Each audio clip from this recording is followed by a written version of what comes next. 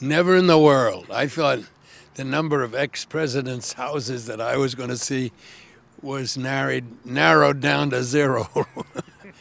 I'll be 90 next summer, and I don't think I'm going to go see another president's birthplace.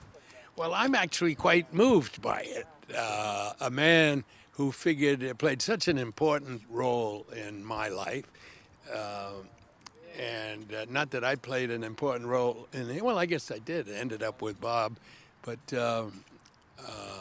it's just been fascinating to. Tomorrow I'm going to spend the day going through the whole museum with particular attention on the Watergate exhibit and listen to lots of the tapes and so forth. But in sampling it today, I'm quite struck with how factual it is, how it presents varying points of view, and it captures the complexity of Watergate. I worked for Newsweek then, and after spending most of the campaign with Kennedy, I went over to the Nixon campaign, and it was black and white different because whereas Kennedy and the press were on the same bus, were in the same train, and were talking to each other all the time, Nixon was this sort of remote figure. And you never saw him really, except I think informal I think appearances. I saw him, but never had any conversation with him of any substance at all. There were 400 Watergate stories that were done in 2 years, and maybe that's an underestimate.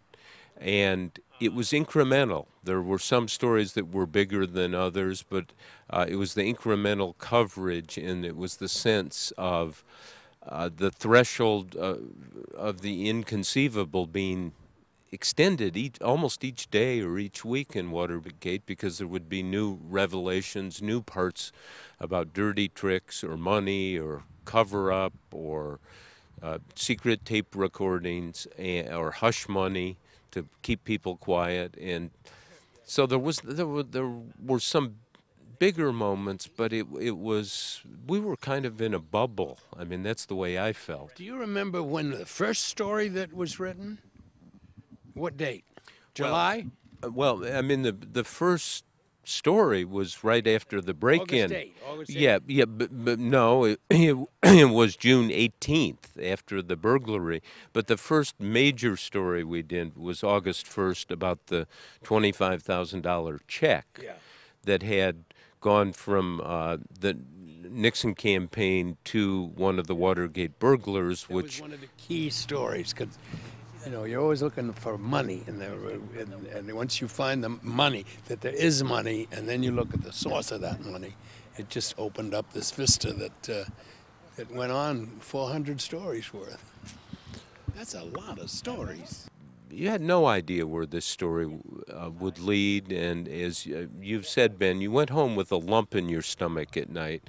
We had good sources, good information, but we didn't have videotape or audio tape or documents. We couldn't prove this. And for months, nobody else ran the story. Literally nobody else. I think Cy Hirsch had one or two stories. I'm talking about almost 6 months after. And it wasn't until, I've forgotten the names of it, but Judge, what's his name? Yeah, I mean, the real, the real turning point, or the first turning point, was when James McCord, who was one of the burglars, wrote his famous letter to Judge Sirica saying there's been perjury and higher-ups are involved. And those are words that make editors' ears go way up.